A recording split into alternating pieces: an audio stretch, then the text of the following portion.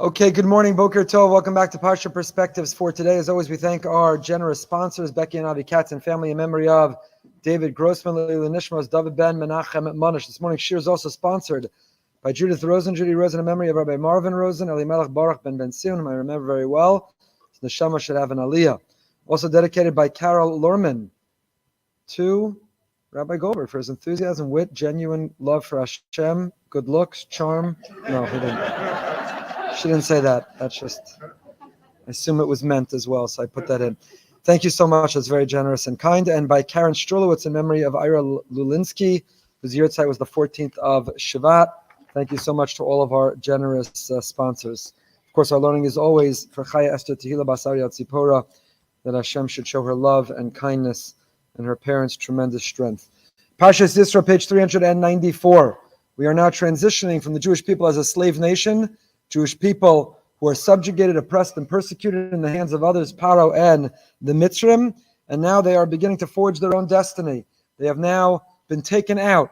Bishalach Paro, Paro sent them, Hashem took them, but now they're out. They're out of Mitzrayim. They're trying to take Mitzrayim out of them, and that is a big part of the rest of Sefer Shmos. They are geographically out of Mitzrayim, but how does Hashem take Mitzrayim out of them? An assimilated people, a cultured people, a people whose values are still influenced by their Egyptian hosts, whom they had spent centuries with, and it can mold and shape them in so many ways. How did they get away? So we begin. Parshas Yisro. This is a Parsha named for a non-Jew, but he's no ordinary non-Jew. Yisro is an exceptional individual, someone who had studied comparative religion, who had experimented with every form of relationship or connection to God, a God, and he came to the correct conclusion. He was the first what we call Jew by choice. He made the choice. He wasn't born into it. He wasn't forced into it. He was made the choice to join it. And in that way, he becomes the eyes and ears of the Jewish people. Moshe Rabbenu begs him to stay later in the Torah. Don't go. Don't go.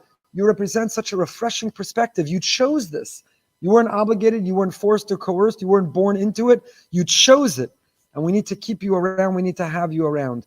Yisro excels at this character trait that is the very opening word of our Parsha. We're not going to delve into it today. We have discussed it at length in the past, and you can find it online.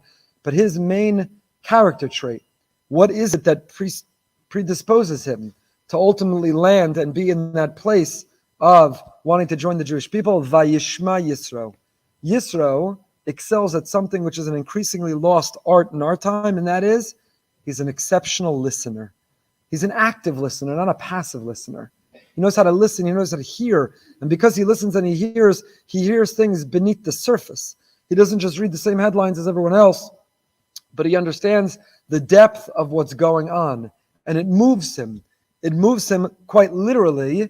It moves him to move to join the Jewish people. That's the opening Rashi. Mashmu Shama Uba.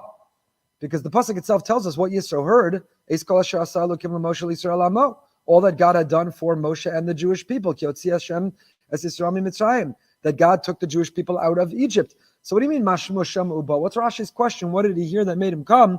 The text itself gives us the answer. Why would Rashi leave it as an open question?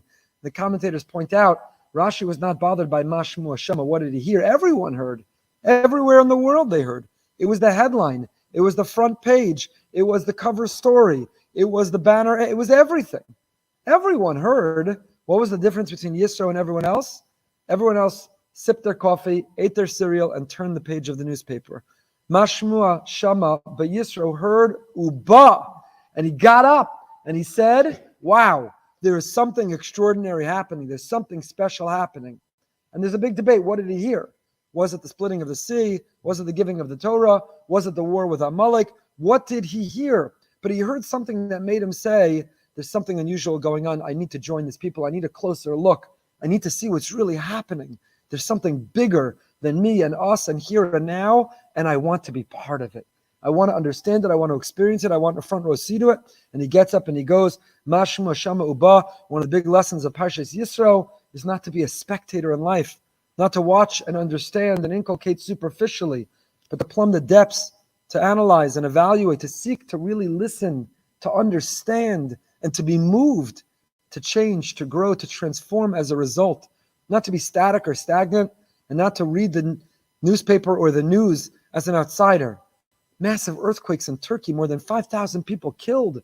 Horrific tragedy. What does that mean? What is its message? What are we meant to do? How are we meant to react? When something significant happens, it should shake us. And that's why Yisro maybe appears before Matan Torah, even if chronologically he only arrived after, because one of the 48 ways the Torah is acquired is Shmias HaOzen, the capacity to listen. If you only listen superficially, if you come to the Parsha shir and you play on your phone in the meantime, you tune out in the meantime, you take a nap in the middle of it in the meantime, then you're going to come out and the messages, they're not mine, but the messages of our sacred Torah and our great teachings, they're not going to move you or shake you. They're not going to improve you or repair you. They're not going to redeem you. But if, like Yisro, we excel and we grow in Shmias HaOzen, that's one of the 48 ways Torah is acquired, to be a good listener. You have to listen. Listen to the messages. Listen to the people speaking. Listen to the way the world and nature are speaking. Hashem, through all of that, is speaking to us literally, and that's what we're not speaking about of Pashas Yisro at the very beginning. So where are we starting? Perek Ches, Pasuk Zayin. So Yisro is moved, he comes, he arrives with Tzipora and their two sons, Gershom and Eliezer. Only now are we given their names.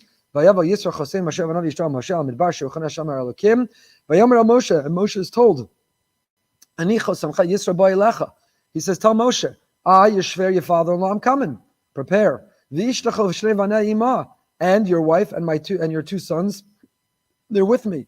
Vayitzei Moshe lekros chosno, vayishtachu vayishaklo vayishalu ish l're'eu l'shalom, vayavoa oala.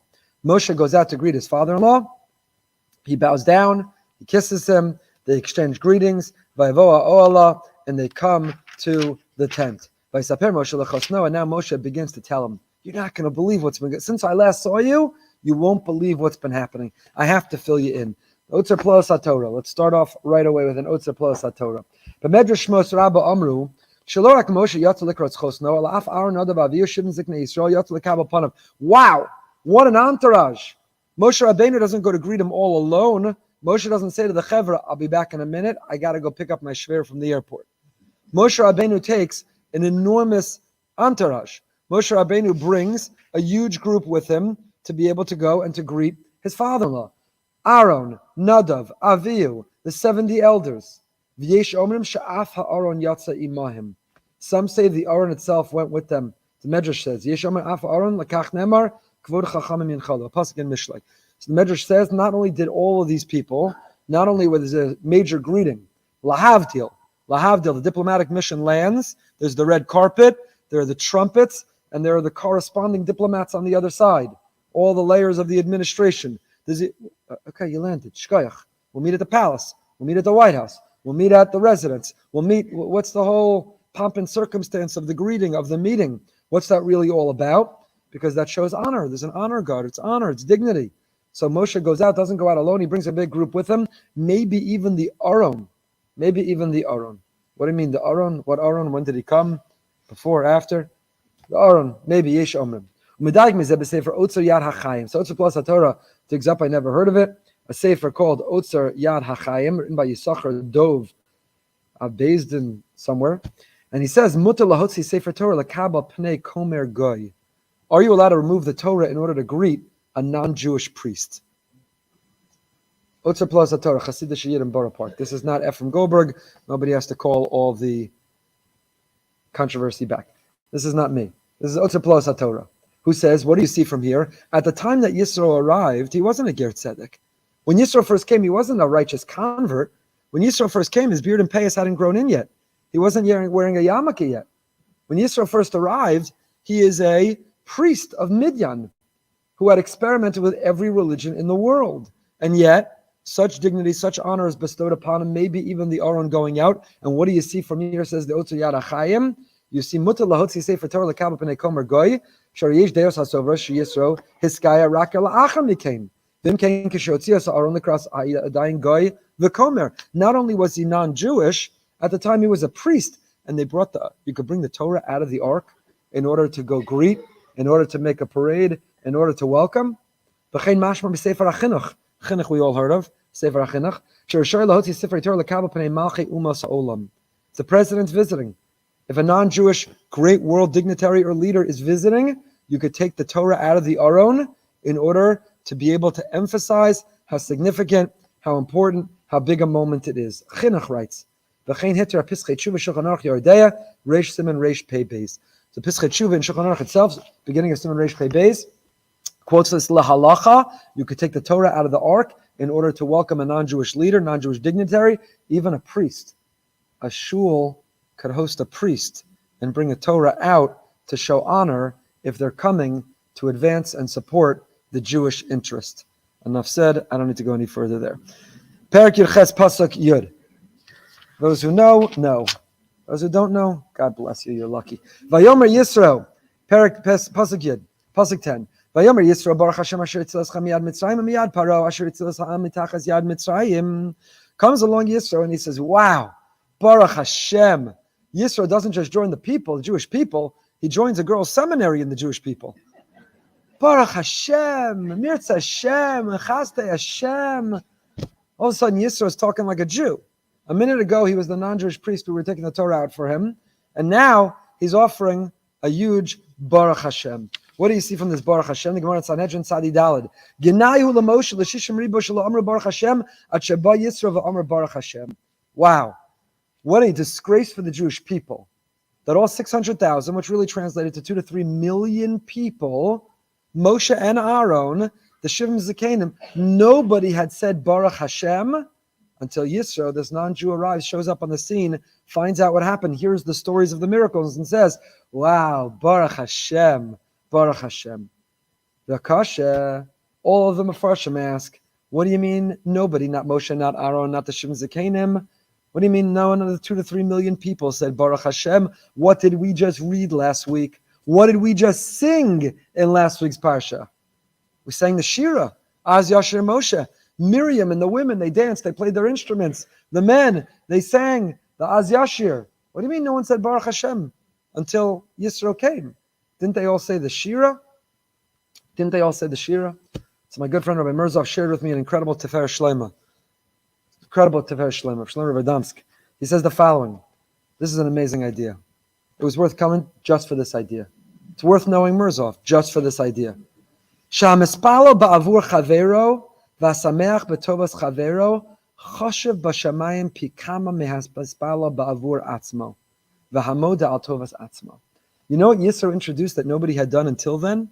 It's true the Jewish people sang Shira. It's true there were those who came before Yisro who said, Baruch Hashem, thank you Hashem. But until now, everyone said thank you Hashem. You know why they said thank you Hashem? You know what moved them and motivated to say thank you Hashem? You know for whom they were saying thank you Hashem? For themselves. Hashem, you made a miracle. Hashem, it worked out. Hashem, we got good news. Hashem, the results came in and everything's benign, everything's good, everyone's healthy. Hashem, thank you Hashem. Everyone sang it, thank you Hashem for me.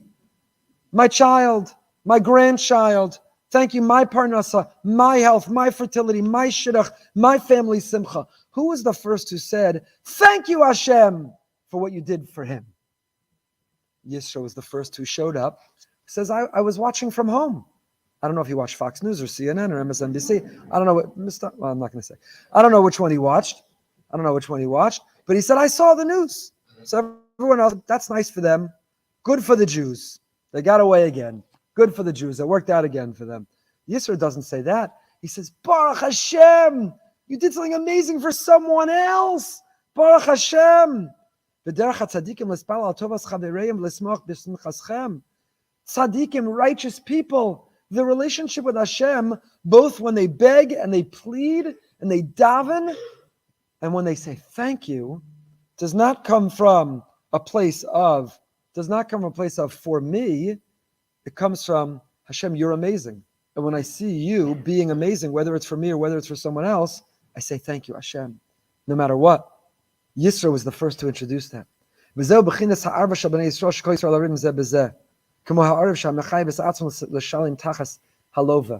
Jewish people, we know, this is the Parsha of Achdus. We're going to see it in a few ways today, one of which is the most famous. It's in the logo of the great Boca Raton synagogue.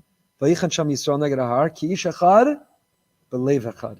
describes the Jewish people in the singular. They encamped, Vayichan Sham Yisrael neged ahar. They, but not they in the plural, they in the singular, encamped opposite the mountain, because we were like one people with one heart. 8 minyanim, on a Shabbos morning. Nusach this, nusach that, nusach the other thing, this yarmulke, that hair covering, no hair covering, driving here, from birth. All different types of Jews, but ki'ish achad b'lev achad. Maybe you see differences, we only see similarities. We're part of one big happy family. Maybe brothers or sisters emerge to be different lives, lifestyles, different hashkafas, but all we see is that we're brothers and sisters. All we see is that we're united as one family. All we have is our achtas. So that was a prerequisite to Kabbalas HaTorah. Before Hashem could give the Torah, He had to see us be one, live as one, feel as one. We had to be one. We had to function as one. That's why, what's the Birchas HaTorah? What's the order of the Birchas HaTorah? Asher baruch Rabbenu mikol ha'amim v'nasan lanu as Torah so. First, be a people. Asher baruch Rabbenu mikol ha'amim. Be a people, be a family, love one another, and then I'll give you the Torah. But I'm not going to give you the Torah for you to weaponize it. I'm not going to give you the Torah for you to divide with it. I'm not going to give you the Torah to feel judgmental, superior, holier than thou, critical. That's not why I'm giving you the Torah. Be united, be one, function as a family, a functional family. Love one another, and I'm going to give you the Torah to further unite and to enrich and to elevate. Arvas. What's an Arev? An Arev is a guarantor. And what is a guarantor? You go to the bank and you want to take out a loan, but you have terrible credit. So you come to me and you say, will you sign as a guarantor on the loan? I say, sure. What am I signing when I'm a guarantor on the loan? If you default, if you don't pay, who do they come to? They come to me. Hopefully you pay and it doesn't affect me an iota. But if you don't, I've got your back. If you don't, it will cost me, and I'm willing to put my neck on the line. I'm willing to put skin in the game. I'm willing to have your back. When I daven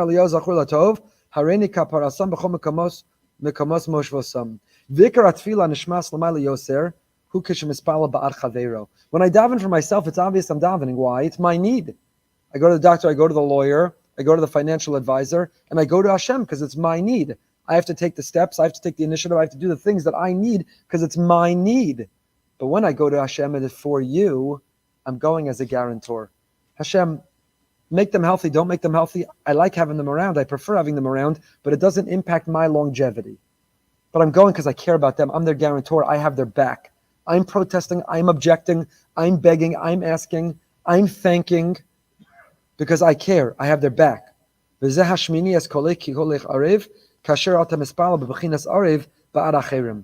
in Shir Hashirim, the second parak says, Hashmi'ini es kolech. Hear my voice, ki kolech arev. Hear your voice, because your voice is arev. What does the word arev mean in that context? What is Shlomo Melech saying? Hashmi'ini es kolech, ki kolech arev. Arev means sweet. It means sweet. Jewish people are guarantors one for the other, and when we guarantee one another, we sweeten each other's lives. Jews are meant to make each other's lives sweeter. All too often, we make each other's lives more bitter. Bitter resentment, bitter complaints, bitter envy, bitter jealousy, bitter judgment. But we're not supposed to bitter one another's lives. We are here to sweeten one another's lives. How can I make your life sweeter? How can I make your experience sweeter? How can I relieve your suffering and replace it with sweetness? Sweetness, ki kolech arev. Kolech arev also means, when does Hashem listen to us, to our tefillos? Not when the tefillah is for ourselves and about ourselves. When does He listen to us? Ki kolech arev. When we're using our voice as a guarantee for the other. So Hashem, I'd like to talk to you, not about me, not about my children. I want to talk to you about my neighbor. I want to talk to you about my friend. I want to talk to you about someone in my community I'm not even so close with, but we're all rallying around. Ki kolech arev. When we use our kolech, when we use our voice to be an arev, to be a guarantor, that's when Hashem listens. And that's what Yisro introduced to the world. Zeh ma shenichtav b'Torah l'shabeach es Yisro. Shenemar baruch Hashem asher hatzil eschem miyad Mitzrayim. Moshe tells Yisro the whole story. You won't believe it. It's incredible what happened. And then we got stuck and we thought it was all over, and all of a sudden the sea opened up. You won't believe it. And what does Yisro say? That's nice for you. Those things never happen to me. He wasn't Jewish, so he didn't say that. He said, that's amazing. That's amazing. Baruch Hashem asher hitzil eschem. Wow, that's incredible. Baruch Hashem. He saved you from the Egyptians. I'm so happy for you. Hashem, thank you so much for saving these people that I'm not yet part of. But thank you so much. So that's incredible. That's what he introduced. Asher sas v'samach b'tovas b'nei Yisrael. V'nasan sheva v'odai aleim. Afa b'shelo ya mizar Yisrael. He wasn't a Jew. He wasn't born a Jew. He wasn't yet a Jew. Nevertheless, samach b'tovasam v'yishuaschem. Ze be'emes umida tova ba'adam sheroi lahala b'torah kedosha. Ma she'en ken b'hala b'odai shomer Yisrael HaKadosh Baruch Hu gulasam, zu ha'geula shel atzmam. As Yashir was, thank you for what you did for me. Yisro's Baruch Hashem Asher L'tzilaschem was, thank you for what you did for another. And he was the first to do that. That's what he introduced to the world. And that's more precious to Hashem. That's more beloved to Hashem. That Hashem listens to, and that Hashem cares about many multifold. Now the Beis Yisrael, the Ger Rebbe, added to this. And the Ger Rebbe said, it's more than that. Yisro was one of the advisors of Paro. We know the Medrash tells us that Paro had 3 advisors. Yisro, who knows the others? Eov, Bilam. So Yisro was one of Paro's advisors. V'haya lo l'smoach al hatzalas atzmo shelo nevad imahem. It's not just that Yisro showed the capacity to be happy for someone else, to worry about someone else. It's that Yisro did that when he could have been happy for himself. He could have and should have had the same demise as Paro. He was a member of Paro's cabinet. If Paro and his cabinet all went down, he should have gone down with them. And he should have been thankful for, thank you, Baruch Hashem, you saved my life. But he didn't. Nevertheless, Afal Pichein Hoda al Hatzalas Yisrael, Baruch Hashem Ashil Etzil Etzchem, Vayichad Yisrael Kol Davar Asher Asa Hashem Li Yisrael, Samach B'Tovas Yisrael Yosem Yasher B'Tovas Atzmo, V'zeu Chidesh Shavachto HaTorah Kedosha B'Kach. He could have and should have been happy for himself. To be happy for someone else when it had nothing to do with you is amazing.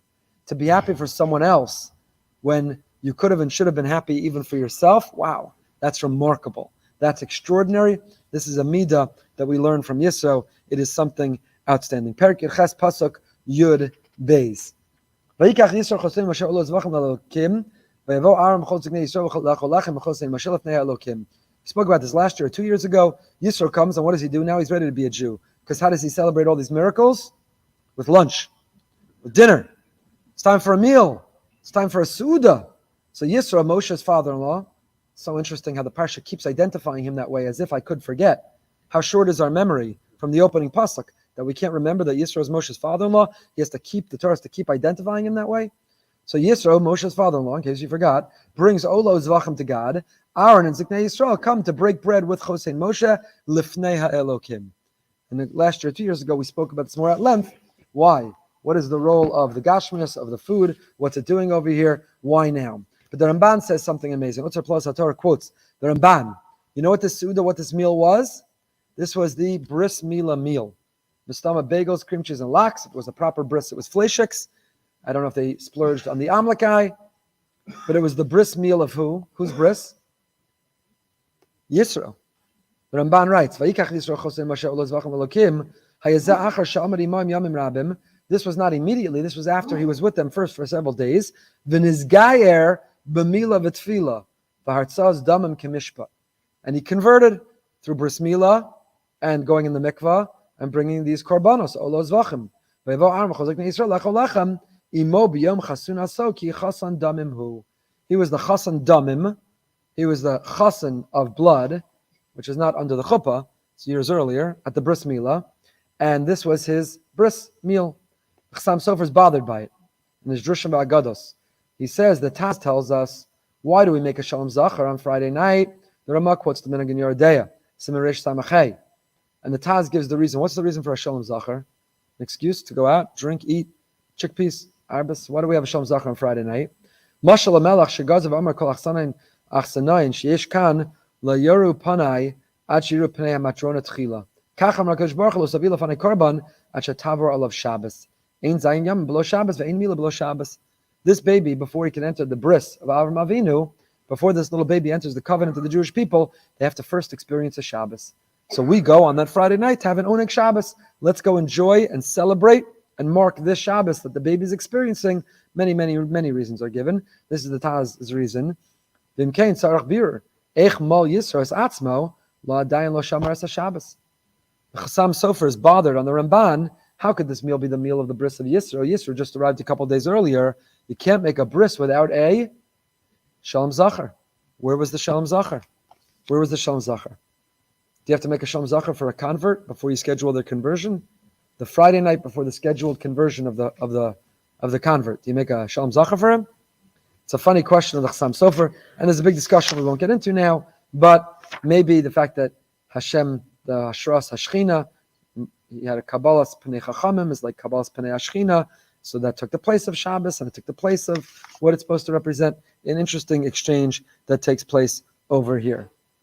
But there's a custom some have, Minag Nifla Eitzel B'nei Edus Tunis ve'Al Shazir. The Jews of Tunis and Al Shazir, She'orchen Seuda B'yom Chamishi Pashas Yisro, V'nikres HaSeuda Seudas Yisro. I didn't get an email or WhatsApp about this yet. Like Parshas Haman last week on Tuesday, I got 400. But apparently there is a custom, the Jews of Tunisia, to make a meal of Yisro on the Thursday of Parshas Yisro.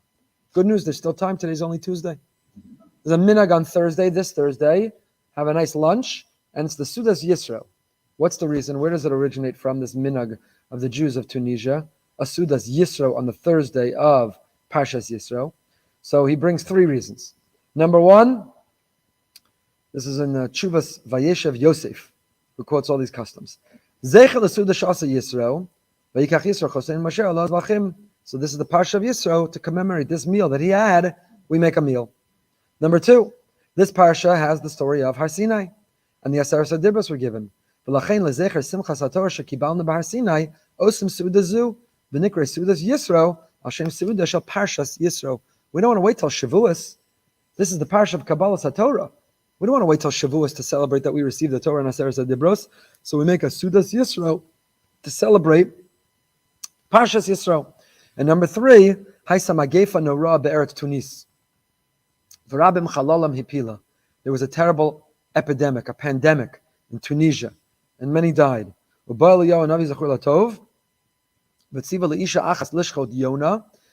Eliyahu Navi came and told a particular woman that she needs to shecht a dove, and the pandemic stopped. I wish we had learned this during Corona. We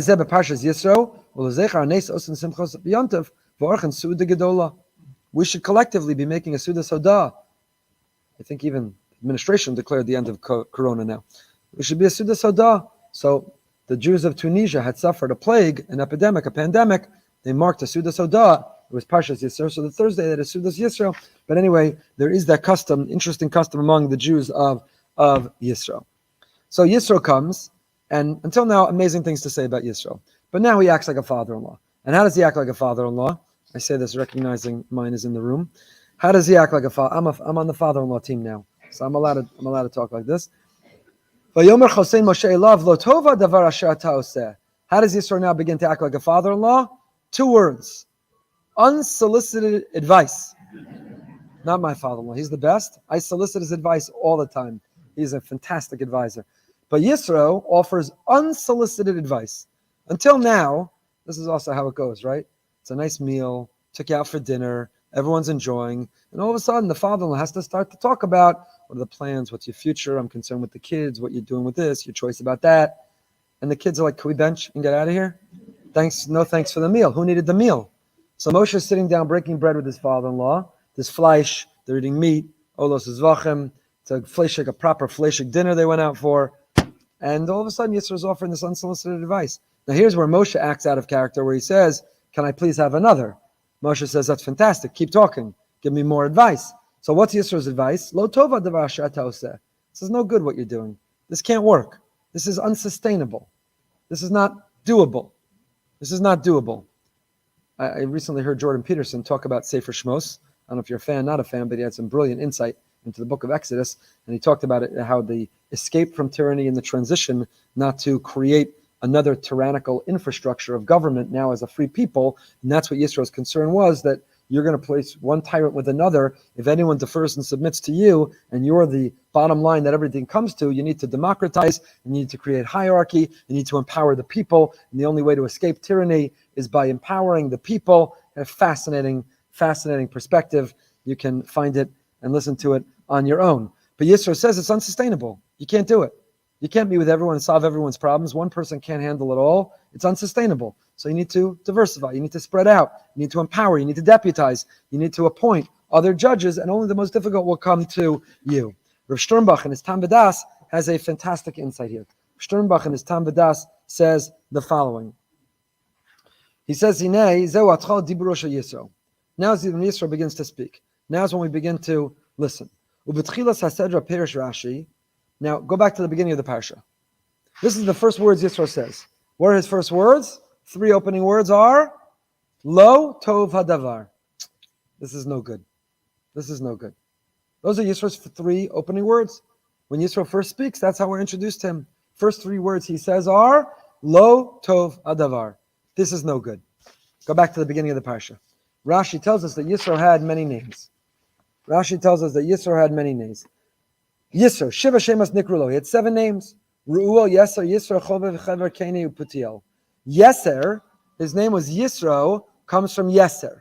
Why was his name Yisro from Yeser? Al Shem She Yeser, Parsha Achas B'Torah. He merited a Parsha being added to the Torah. There's a Parsha that has his name. And what's the Parsha that he added?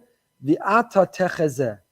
So Rashi quotes him and says, what did Yisro merit that a Parsha is named for him? Because he spoke and he said, V'ata Techezeh. Go back to where we were. When did he say V'ata Techezeh? Pasuk Yud Zayin. Lo tov hadavar. First he says this is no good. Navoti bo gamata gama amaza sharimach. It's bad for you. It's bad for the people. Ki chavei b'mcha hadavar. This is too heavy for you. Lo suchal. You can't do it. Ata shma b'koli. Listen to what I have to say. He goes on and on and on. Pasuk Chaval finally says V'ata techezeh mikol ha'am anshe chayil. Until now he's been identifying the problem, and then he pivots. And Yisro says, it's too much and you can't handle it, and you're going to crumble, you're going to fall apart, you look terrible.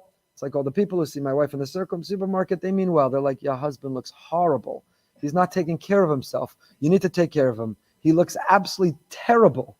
Anyway, I appreciate the love. Thank you. So Yisro tells Moshe, you can't sustain this. It's terrible. You're going to fall apart. You're going to crumble. You can't do it all on your own. And then finally, he gets to the solution. Pasuk Chavalov. V'ata techezeh mikol ha'am. Give a kick. Look. Go look among the people and find Anshe Chayil. You're looking Anshe Emes Oni Batza. You need to bring in more help. You got to find people. You got to be able to make it better. When Rashi at the beginning of the Parsha says one of the names, 7 names, is Yisro. Why? For Yeser. And why Yeser? Because there's an extra Parsha. And why is there an extra Parsha? Because Yisro said something. And what did Yisro say? What would you have expected Rashi to tell us? The first 3 words that Yisro said, which were Lo Tov Hadavar. But that's not what Rashi quotes. Rashi doesn't quote the first 3 words that Yisro says, Lo Tov Hadavar. What does Rashi quote? You know why Yisro merited his own Parsha? Because he said 2 words. V'ata techezeh. Why? Umavuar she'ein shvacho shel adam b'chachmaso lishlul l'sakayam ki im bezos yisalel hamisalel ba'atzaso l'sakein hadavar. Says Rav Sternbuch. I love this. Says Rav Sternbuch. You don't praise or admire someone because they could point out a problem. That's easy to do. Anyone could see the problems. You know what you praise and admire a person for? When they offer a solution. The sakein hadavar. You don't praise someone, you don't admire someone, you don't name a parsha after someone because they identified a problem. Problems we can all identify. Talk about it at our Shabbos tables, we talk about it to our friends, we talk about it during davening, we complain about it, we write anonymous emails about it. Problems, that's easy. Everyone, cowards, everyone can identify the problem. But to come forward and say, I'm concerned with the kiddush, the shalashudis, we're not doing enough for the youth, the empty nester, there's something that needs work in the school, the teacher, the STEM, the Gemara, the Rebbe. Problems everybody could see. But when you come and you say, Lo tov hadavar, there's something no good going on, and I have a solution, and I want to be part of the solution, and I'd like to volunteer to chair the committee to be the solution, then we name a parsha after you. Then we name a parsha. Pointing out a problem? We don't name nothing after you. But you come up with a solution, v'ata techezeh, then we name a parsha after you. And then he quotes, he says, I heard Admor Migur. He says, I heard Chidush Harim. Basifas Rabbanim Shaisa Bevarsha, Vayusham Shedabru Dibru Neged Aguda. At this convention in Warsaw, they were speaking critically of the Aguda. Shenim Osam Ma'uma Avur Eretz Yisrael. They're not doing enough for the Jews of Israel. Beheshiva Admor, so the Ger Rebbe said, Shelo Shibchu Chazal's Yisro Ela Al Tzaso V'ata Techezeh V'lo Al Tochechoso. V'chein Enenu Rotzim Lishmo Divrei B'Koras Rakim Yesh Eitzos L'Saken Adavar. Don't sit here pointing fingers. Don't sit here critical. Don't sit here complaining unless you got a solution. Don't point fingers and blame. Don't be critical unless you're offering a solution, unless you're offering to be part of the solution. Yisro gets a parsha named after him. Why? Because of the Ata Techazeh, not because of Lo Tov HaDavar. That's easy. Perek Yutes Pasuk Daled. Turn the page. Perek Yutes. List of requirements for leadership. Moshe accepted Yisro's advice and followed through on it. And now we get to Har Sinai. The Jews arrive at Har Sinai, and Hashem makes a proposal to them. Pasuk Daled. Atem re'isam asher asisim l'Mitzrayim. Hey, look at Jews, my precious children, Tayar Kinda. You saw what happened in Egypt. Va'esa eschem al kanfei nisharim, va'avi eschem elai. I've borne you on the wings of eagles, and I brought you to me. V'ata, now, im shamoa tishmu b'koli. If you listen to my voice, u'shmartam es brisi, and you keep my covenant, v'yisem li segula, and you tie a red bendel around your wrist. No, that's not what it means. V'yisem li segula. It's not what it means. V'yisem li segula mikol ha'am means you keep taryag mitzvos. What makes you a treasured people among all the nations is that you don't believe in silly narishkeit, superstition, ridiculousness. Ki li kol ha'aretz, you believe in me. Keep taryag mitzvos, daven to me. Don't believe in ridiculous, silly horoscopes. So these beautiful psukim, these two beautiful psukim, I carry you on the wings of eagles, and I bring you close to me. Listen to my voice, keep my covenant, and you'll be a nation of segula. Ki li kol ha'aretz, the whole land, the whole earth is mine. Beautiful song by Simcha Leiner, my buddy Simcha Leiner. If you don't know his Kanfei Nesharim, I will save you from singing it right now. So Rashi explains what's going on with this metaphor. Hashem says, I'm going to carry you on the wings of eagles. Beautiful. Great metaphor. Very poetic. What does it mean? Why did Hashem invoke Dafka this metaphor? What is he getting at? What does it mean? So Rashi famously says, Al Kanfei Nesharim, Kanesher Hanose goes love al Knafav. Like an eagle, where does an eagle carry the fledglings? Where does the eagle carry its young? On top of its wing. Shekoshara ofos nosnes b'neim bein ragleim. All the other birds carry the young underneath. They grasp in their claws, they carry them underneath. All other birds, they fly low. The other birds fly above them. If they were to put their children on their wing, the birds above them could attack them. They'd be vulnerable. But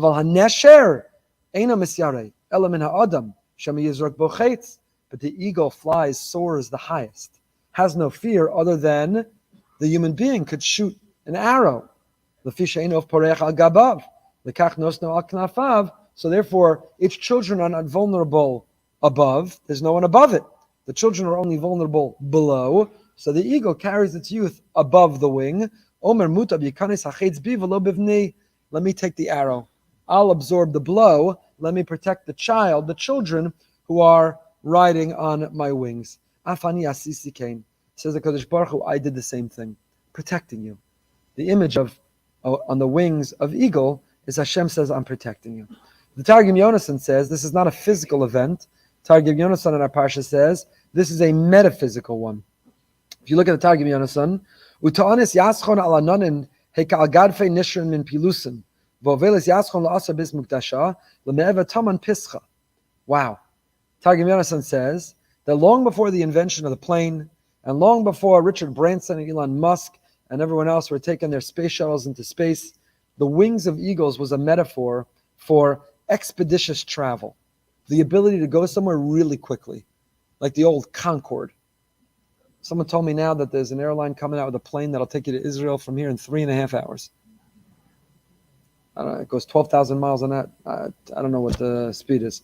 So Hashem was telling them, even when you were yet in Egypt, even while you were in Egypt, I wanted you while you were yet in Egypt, before you were yet free, I wanted you to be in Yerushalayim for one night. How do I get you there for one night? A Kanfei Nesharim, Concorde, this new plane, whatever it's going to be called, the shuttle, spaceship. Kodesh Baruch Hu, Kanfei Nesharim says the Targum Yonasan is a metaphor. I got you to Yerushalayim on a spaceship. I took you to the Makam HaMikdash. You offered the Korban Pesach. Then I brought you back. You were back in Mitzrayim. Then we finished the story, and I set you free. And we are meant to invoke this beautiful metaphor each Seder night, that no matter what exile we are in, we are transported the night of the Seder to Yerushalayim. We're in the Beis HaMikdash. We're bringing the Korban Pesach. And when the Seder ends, when we finish Chad Gadya, Whoever's left standing, we're back in Gullus. But for the Seder night, we're rich and we're free and we're dignified and we are royalty.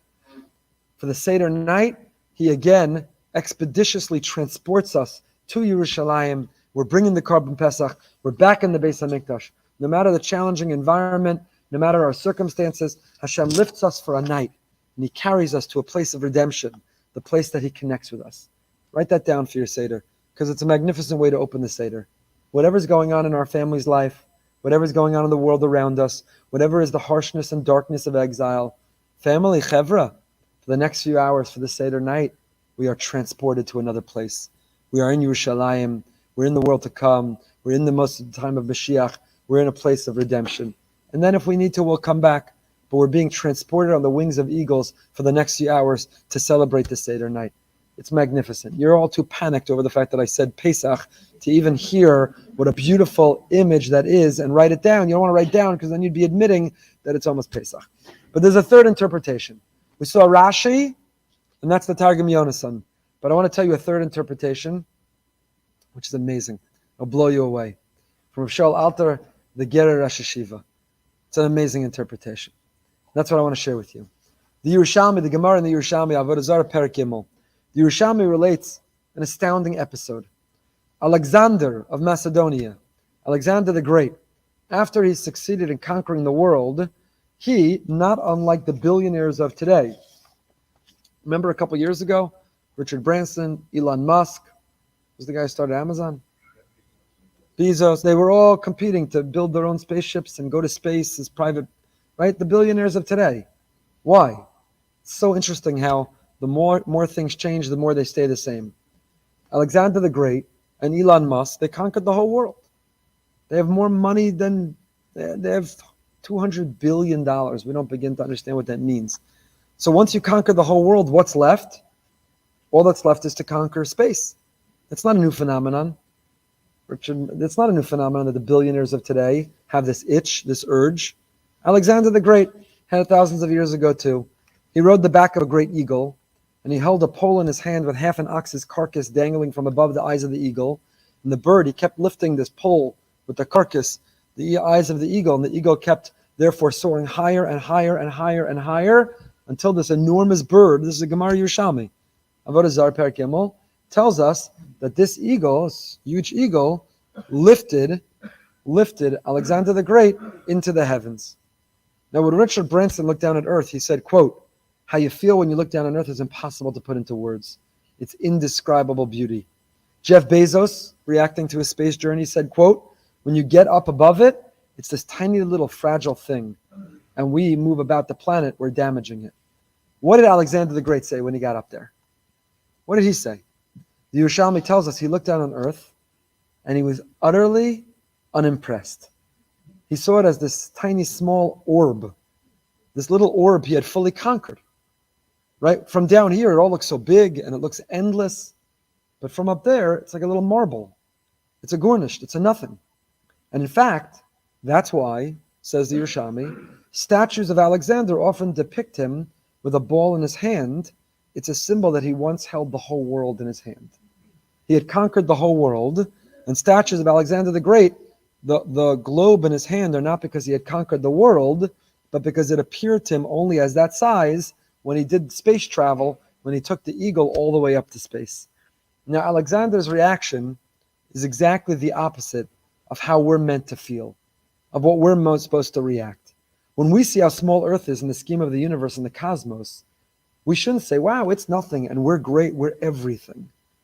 But rather we should feel smaller, in less control, and less in charge.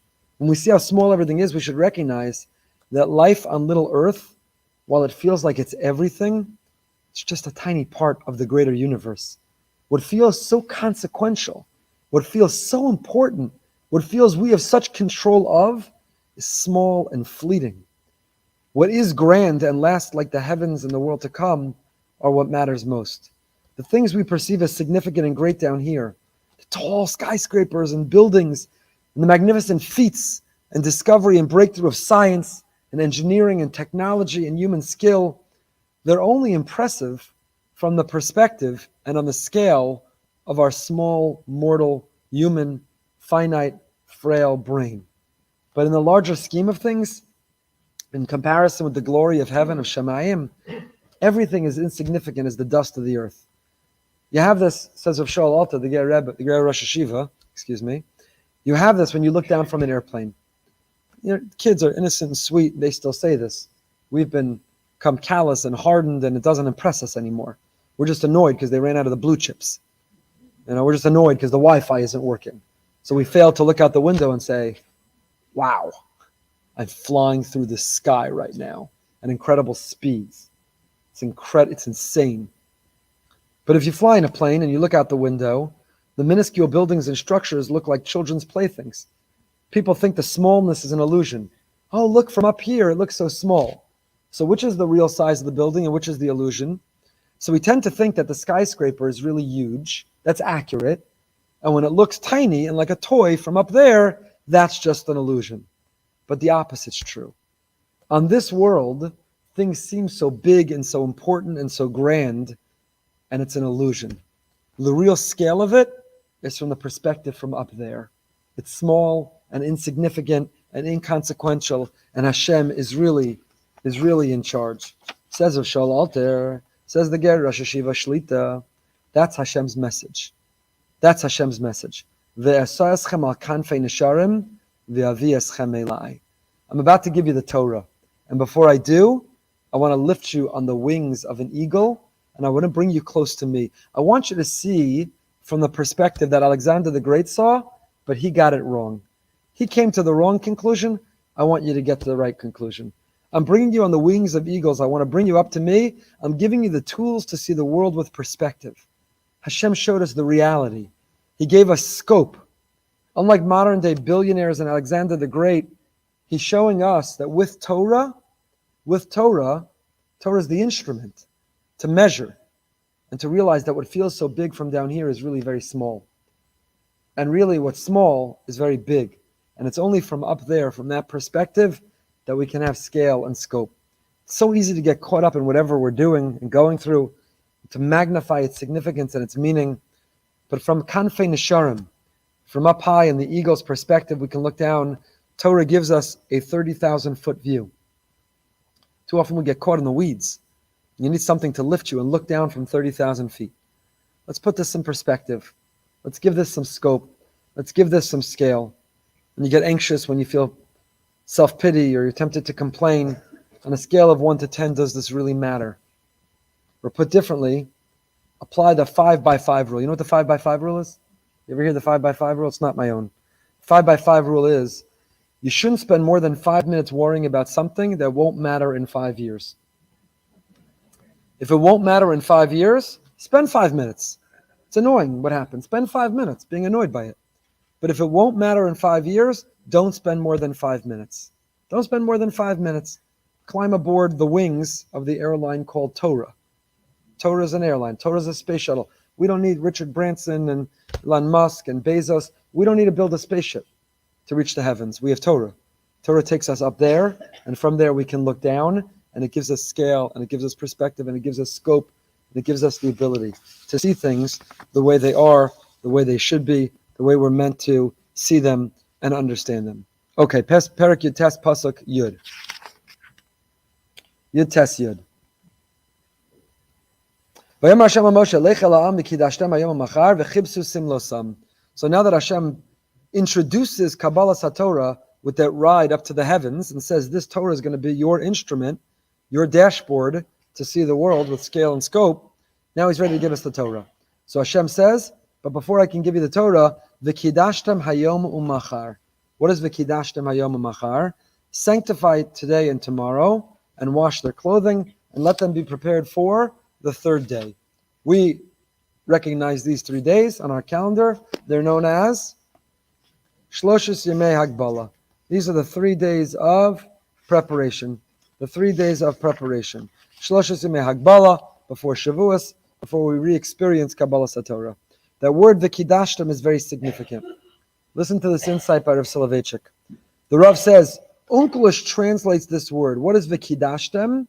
Onkelos writes, V'yamar Hashem l'Moshe, Izeh levas ama Utizaminun Yoma den. Utizaminun. What does utizaminun mean? Unclish translates the word utizaminun means prepare. The kidashtem, sanctify, means, according to Unclus, prepare. Holiness means preparation. Holiness is not a transcendental phenomenon which arrives against man's will. Man does not bear the yoke of holiness if he does not want it. Man must choose it, wait for it, yearn for it. Only then does holiness descend slowly and cleave to us. In the 3-day prelude to receiving the Torah, Moshe warns the people, be ready for 3 days. Similarly, Aaron had to submit to a 7-day preparation period prior to the dedication of the Mishkan. Every Kohen Gadol subsequently went through a similar sequester prior to Yom Kippur. What is the analogy between Aaron's preparation prior to the Mishkan's dedication and Yom Kippur? Both involved an encounter with holiness. Holiness does not arrive suddenly. It comes only by invitation inherent in the act of preparation. What an important message of the Rav. Holiness, Kedusha, doesn't come because you had an edible. Kedusha, holiness, doesn't come because of a l'chaim.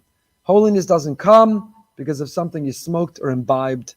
Holiness doesn't come out of nowhere, spontaneously. Holiness comes, ein kedusha b'li hachana, which is not a Maimer Chazal. It doesn't appear anywhere in Chazal, but ein kedusha b'li hachana. There is no holiness without preparation. Where does that principle come from? Our Parsha. V'kidashtem, hayom umachar, and then vayom hashlishi. V'kidashtem. How do you make holy? Says Unclus, v'tazminun. You have to prepare. You have to prepare. Holiness takes work. It takes preparation. Your mindset, your attitude, your effort, your sacrifice, your mesiras nefesh. It doesn't happen to you passively. If I had $1 for everyone who says, Rabbi, I come to shul, I want to be inspired, but nothing happens. Your sermon, the chazan, the minyan, the people, I don't get anything out of it. I say, you don't get anything out of it. Interesting. What are you putting into it? If you want to get something out of it, what are you putting into it? Now, it could be that you put everything into it and you still get nothing out of it because the rabbi's terrible, the chazan's terrible, the minyan's terrible. It could be. I'm not saying that there aren't things that we have to fix. The things we have to fix. But before you get to what you need to fix in everyone around you, do we look in the mirror and say, what do I need to fix in me? If I'm not getting anything out of it, what am I putting into it? V'kidashtem. Are we preparing? Are we working? Are we ready? Are we making an effort? V'kidashtem. Ein kedusha b'li achana. You're not going to be enriched by the Holy Shabbos and by Yontif and by davening and by all of the 613 invitations for encountering Kedusha that we have called Torah. We're not going to be elevated, enriched, and transformed by them if we're not first v'kidashtem. Ein kedusha b'li achana. It's not going to land in your lap passively. It doesn't happen to you. You have to invite Kedusha. You have to be a kli, a vessel, to receive and experience Kedusha. If you want to get something out of it, you better put something into it. Perek Yutes Pasuk Tes Zayin. Turn the page, 404. On the third day, there were sounds, and there was a thick mountain there was a thick cloud on the mountain. And all the people trembled, and tremendous pomp and circumstance. What a scene! Incredible what's going on. Otzar plus HaTorah tells us the following. Kolos ubrokim. What was the sound of the shofar? Tkiyah shofar shel Matan Torah. The Torah quotes his brother of Yehuda. The Tkiyah shofar of Matan Torah was the shofar of the ram of Yitzchak. Rashi writes similarly. The shofar from the ram of Akedas Yitzchak was the sound of the shofar that blew at Har Sinai. There's some deep meaning in that, which we're not going to go into right now. The Sefer Keser Shem Tov, the Keser Shem Tov writes, which is the Torah of the Heilige Baal Shem Tov. Keser Shem Tov, the Torah of the Heilige Baal Shem, quotes in the Baal Shem Tov, Shem Zochem Yisrael Matarim Mekachim Atzma Torasav Mitzvosav. We said, Ein Kedusha B'li Achana. So if the Jewish people follow the formula of Har Sinai, we spend time, we prepare, and we invest, we make ourselves into a vessel that could receive Kedusha. Shomim Tamid Kol Hashem Medaber Kamo B'Maimed Har Sinai. We can still hear those sounds reverberating. We can see, we can hear Hashem's sounds all around us. All around us.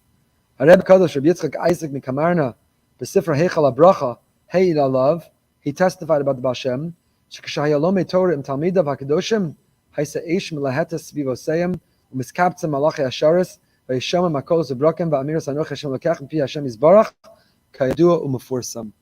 He testified about the Baal Shem when he would teach Torah, that in fact, the angels came down, the same lightning and thunder, you could hear the sounds of Hashem, and you heard the declaration of Anochi Hashem Elokecha. Those sounds never stopped. They continued to reverberate. When we read this Parsha, my dear friends, we're not reading about an event of history. We are experiencing it in an ongoing fashion. Those sounds continue to reverberate in our ears. Maimed Har Sinai never ended. It continues. It continues. Hashem is still talking to us every time you open a Sefer, every time you open a Chumash, every time you attend the Parsha Shir. You're standing at Har Sinai.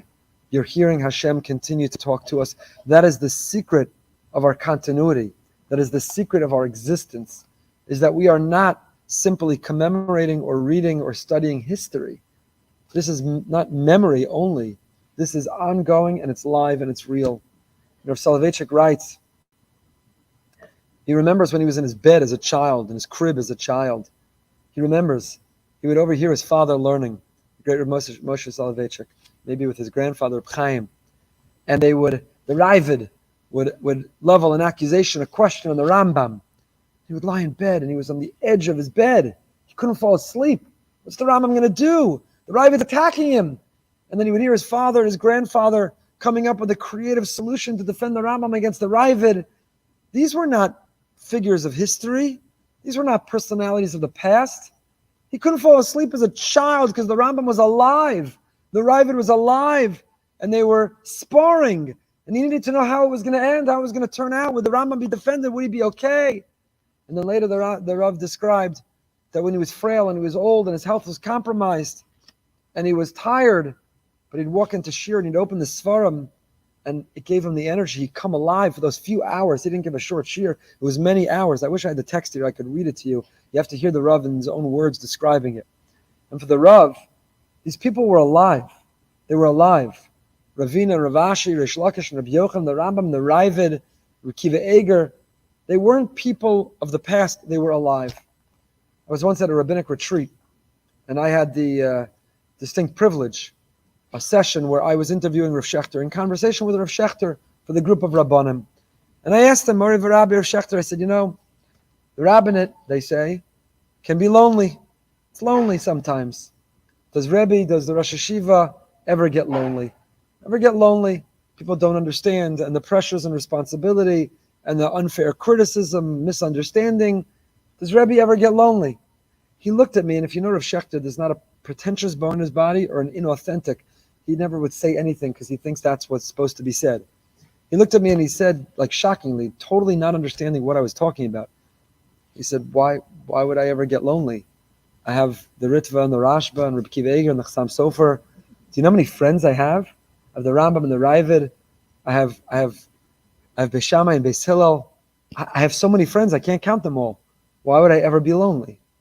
He didn't say that because he wanted me to quote it later in the Parsha Shir years later, or someone would one day put it in a book. He meant it. He sits down with his Sfarim, he sits with his bookcase, he opens his Gemara, and Rashi and Tais, he's among his friends. He's not lonely. They're alive. They're alive. And that was the experience the Baal Shem Tov said, Kes Hashem Tov. It says, the Kolos Uvrachim are B'kol Dor. They're in each and every generation. They never stop reverberating. They go on and on and on and on. They continue to reverberate all around us. How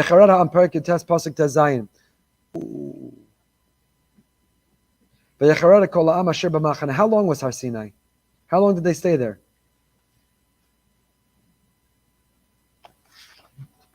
Anyone know how long they stayed there? Rabbenu Bahye says something shocking. You know how long Har Sinai lasted? How long did it last? An hour? A day? A week? A month? A year? A decade? Anyone know? We study the Parsha a lot. We celebrate Shavuos many times. Anybody know how long Har Sinai was? Rabbenu Bahye says, Shana Achas. That's what it says. Asher huchana sham, she'adayin chona sham bahar ha'elokim. A year. They encamped, and they were there, and they waited, and the experience was a year. And Rabbenu Bahye adds in Parsha Kiseitze, on the pasuk Naki Yia Lebeso Shana Achas, the notion of Shana Rishona, when a couple get married, that they experience Shana Rishona. Night Seder at home that first year. Don't separate and go on business trips that first year.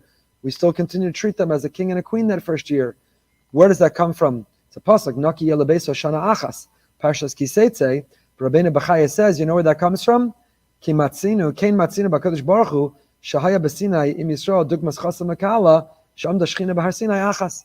Hashem married us under the mountain that He held over our head like a chuppah, and just like He spent a Shana Rishona with us, we too should spend a Shana Rishona. And in fact, we don't have time now, all the customs that we have surrounding marriage are modeled after Kabbalas HaTorah, Matan Torah.